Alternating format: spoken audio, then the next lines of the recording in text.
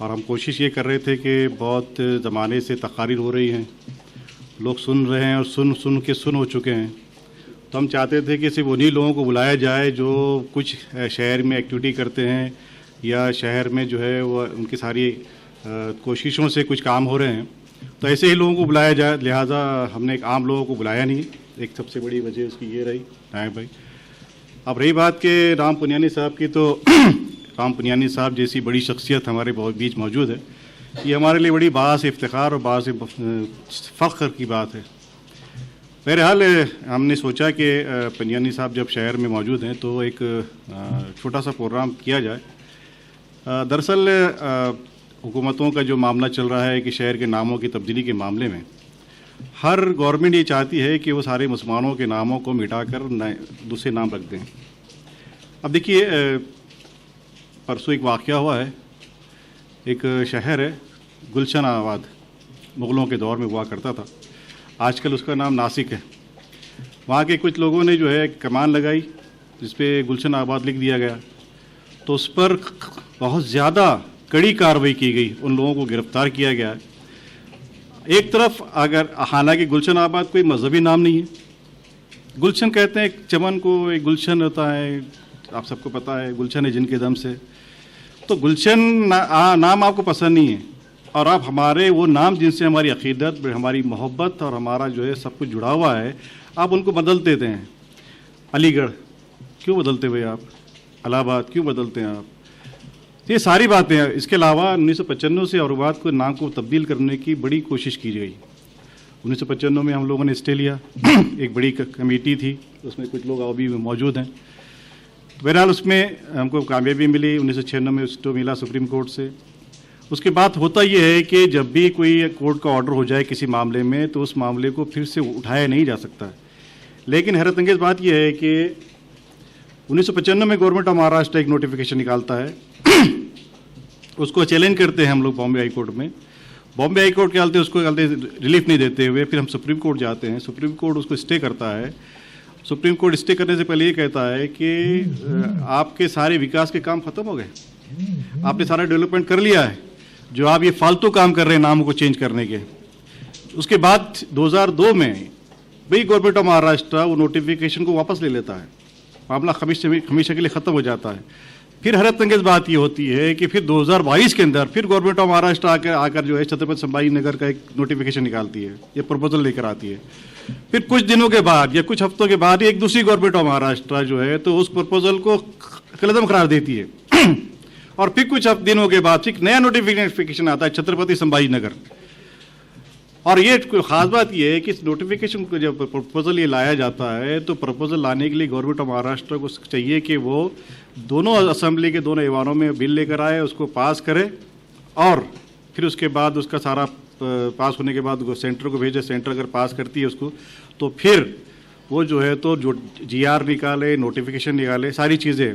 लेकिन हमारी गवर्नमेंट ने सिर्फ 2 लोग और उसके लिए असेंबली के अंदर 12 मिनिस्टर्स के होने की ज़रूरत थी, हमारे पास 2 ही मिनिस्टर थे और हमने कल छत्रपति संभाजी नगर का कल नोटिफिकेशन निकाल लिया। उसके बाद फिर जाकर कई दिनों के बाद उन्होंने असेंबली में उसको लेकर आया। हालात ये है कि अब हमारे जो पुराने पिटिशनर थे मुश्ताक अहमद साहब, उन्होंने पिटिशन को बॉम्बे में अपने तौर पर दाखिल किया है। उससे एक प्रॉब्लम ये हो रही है कि चूँकि बॉम्बे का हाई कोर्ट को जुडिक्शन पावर नहीं है, लिहाजा आज भी पिटिशन रुकी हुई है, पड़ी हुई है। थोड़ा बहुत हमको रिलीफ मिल रहा है। बहरहाल ये सारी चीज़ें थी और हम चाहते थे कि इस सारी चीज़ों को हम पुनियानी साहब से सुने कि वो कितना सही है, कितना गलत है, क्या करना उसमें करना चाहिए था।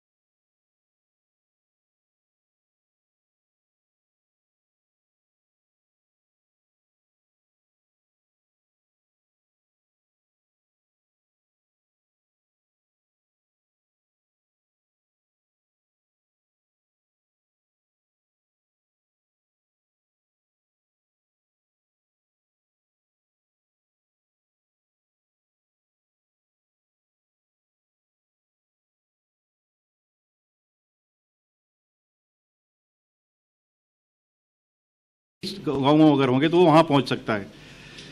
अब ये इस मामले में हमने बॉम्बे हाई कोर्ट में हमने पिटीशन फाइल की थी, मेरी पिटीशन जो बॉम्बे बेंच की और बाद हाई कोर्ट में, उसमें हमने जो है 4 7/12 दाखिल किए, जिसमें एक अहमदनगर राहता का संभाजी नगर है, एक सांगली का संभाजी नगर है, एक सिंधुदुर्ग का है और एक सतारा का है। अब 4 जो है तो आपके 4 संभाजी नगर ऑलरेडी मौजूद हैं। तो 1953 की जो गाइडलाइंस है उसके हिसाब से आप नाम रख नहीं सकते आप।